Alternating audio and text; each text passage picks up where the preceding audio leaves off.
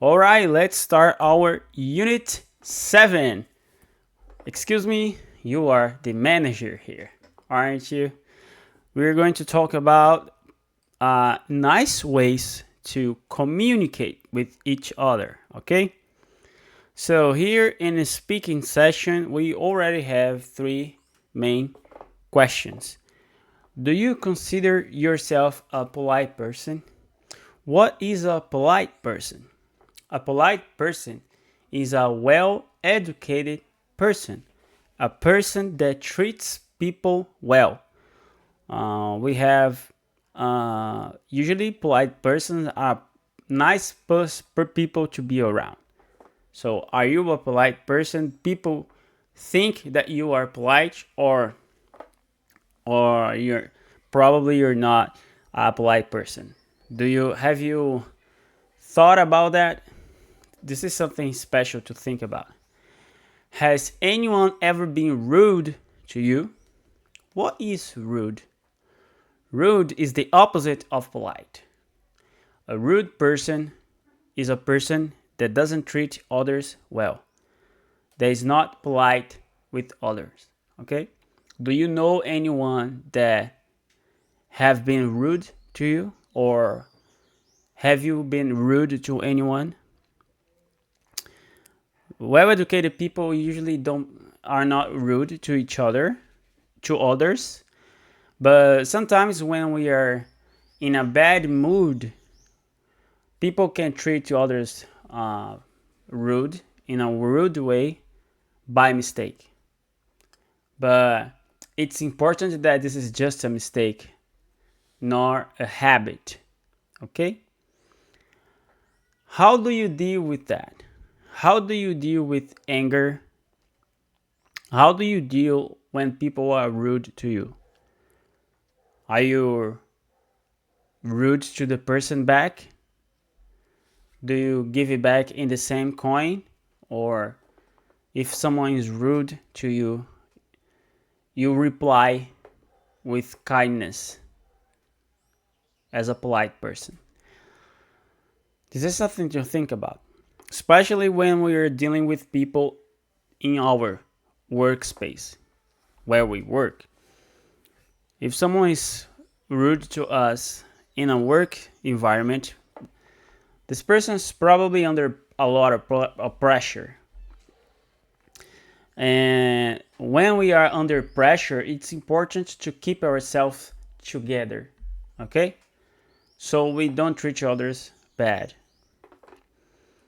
And here we have some vocabulary that you can use to make you more polite. It's a polite way to give answers to other people, okay? The first sentence is, can you pass me the, or give me the. Can you pass me something is when you ask someone to give you something. For example, pass you the salt, or pass you a glass of water, or pass you any object. If you want someone to pass you something, the polite way to ask is, can you pass me, or can you give me the and the object. Could you give me 5 minutes? When you want someone to give you space, you can ask him, hey, can you give me 5 minutes to think about, 5 minutes to figure out something? Maybe you are dealing with a problem in your work and you need to think about a solution. So you need time. And then you can ask, hey, can you give me 5 minutes? Okay? Excuse me? When someone is in front of you or in your way, and you want this person to move, to get out of your way, instead of saying, get out of here, I need to go, I need to pass, you can say, excuse me. This is a word that people use a lot, especially on the streets. Excuse me, excuse me? So make sure to use that. When someone asks you to do something, and you can't do it or you don't want to do it, you can refuse the request using the sentence, I'm afraid I can't. Okay? Can you cover me in the night shift? I'm sorry, I'm afraid I can't. All right? This is a polite way to say no. Can you hold, please? Another way to ask someone to wait.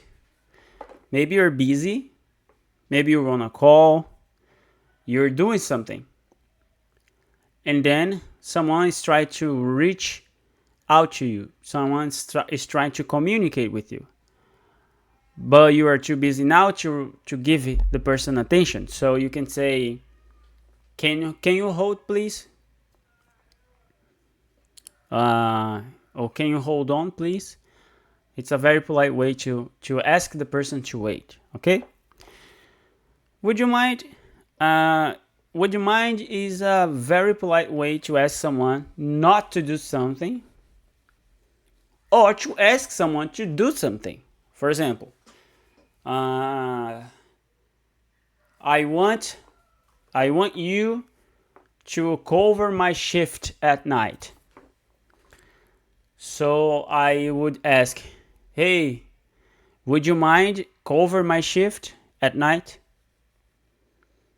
So I'm asking politely, and you can refuse, or you can say, I'm afraid I can't, or sorry, I can't,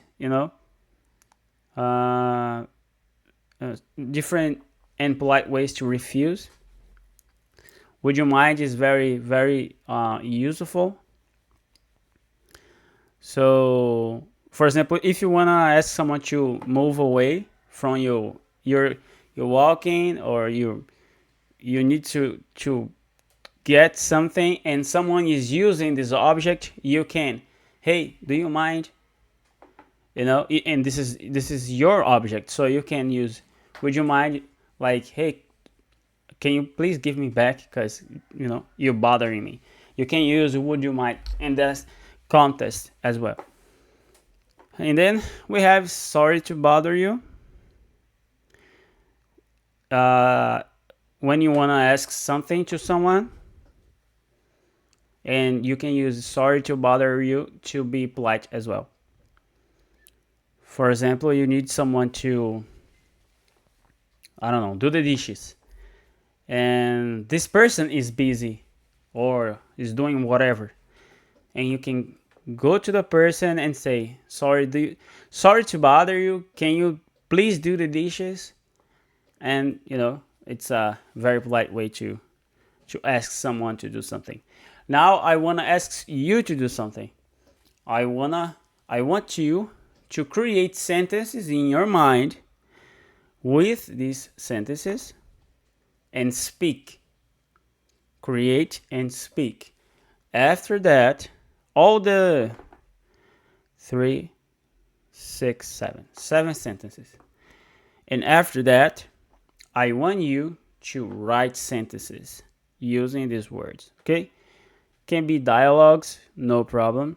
But as long as you write 7 sentences. All right? So now you're heading to these 3 pictures. The first picture show people on a restaurant and a waiter, which is wearing a suit, so he's probably a very well-educated waiter. He's being quite polite, right? The second picture you have a woman and a man trying to reach out the woman. He's probably trying to speak with her, but she's feeling uncomfortable, so he's probably bothering her. So bother is like you don't want that person to communicate with you. You are feeling uncomfortable when someone is trying to communicate with you. So he's bothering her. And the third picture, we have a form And the word that we are going to work here is request. Request is asking to do something. It's asking someone to do something. The form is asking a lot of questions about this person. So it's a request. Okay? Again, I want you to create sentences using these 3 words. First, think, speak, and then write. Make sense? So, another way to be polite is using titles. When you're communicating with someone, it's very polite to use the titles. For example, if you're talking to a man, you can use Mr. Hey, Mr. Santos, Mr. I don't know, Almeida. You can use Mr. and the last name is usually the convention, okay? For men, Mrs. is for a woman, a married woman. Mrs. I don't know, Alcântara, Mrs. McGonagall, etc. And Miss is for single women or young women. All right. Here we have another situation. Instead of I already told you this, you can use as I mentioned previously. We can see these sentences a lot in emails. When we're communicating in email and 2 people are talking about a subject that have been discussed before, and one person is requesting information to the other person, but this other person already gave the information. So instead of saying, I already told you this, you can just say, as I mentioned previously.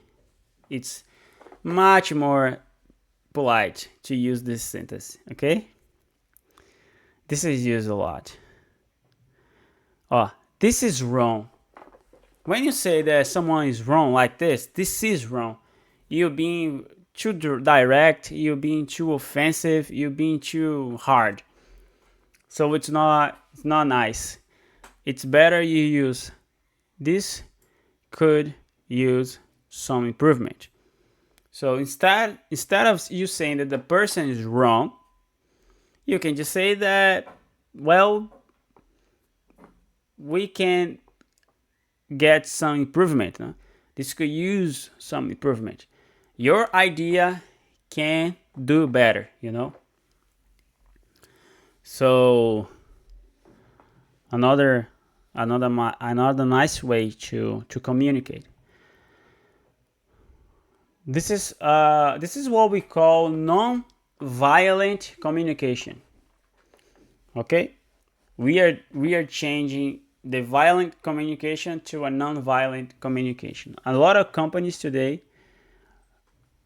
train their own personnel to use non-violent communication.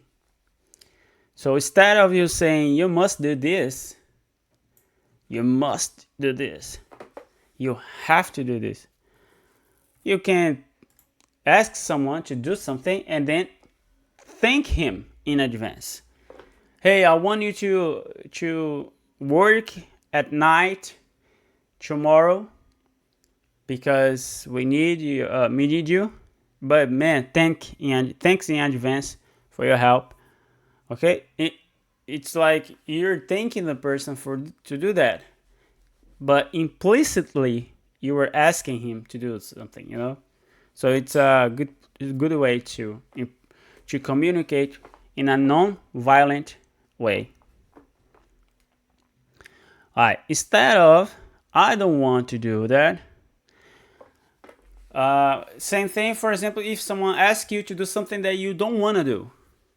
Hey, I want you to work at night tomorrow. Thanks, but I would rather not. Instead of I don't want to do that, because you know it's your boss. You don't want to look bad. Instead of saying, hey boss, I don't want to do that, you can say, oh, thanks man. Well, I really, I would love to help you, but you know what? I rather not to work tomorrow because I have an appointment. I have this. I have that. I'm sorry, I can't. But thanks. You know, you try to improve the communications and smooth the communication to not become violent and change the way your boss see yourself. So instead of using I don't want to do that, thanks, I'd rather not. And don't forget to always use please and thank you. In Portuguese, we use please and thank you, but in English, we use a lot more. So when communicating in English, especially with English speaking people, don't forget to use these two beautiful words. They are very useful and they are very important. Okay? Okay, now you have a listening exercise. So you need to go. Just remember, every sentences that we saw here in vocabulary, you need to speak for yourself, to yourself, and then write sentences. Okay? These 3, 6, 7, 8, 9, 10 sentences, 10 words that you have to work on. You have to answer these questions. Do you consider yourself a polite person? Yes. Since we cannot communicate, you can write the answers, okay? Answer the 3 questions. And then you're going here, open a new guide, and then you're going to listen to the audio. After listening to the audio, you're going to point out what is the main difference between the two dialogues. You're going to listen to the 2 dialogues and then you're going to answer, okay? After that, you have to mark the expression as 1 for polite and 2 for impolite or rude. Very easy exercise.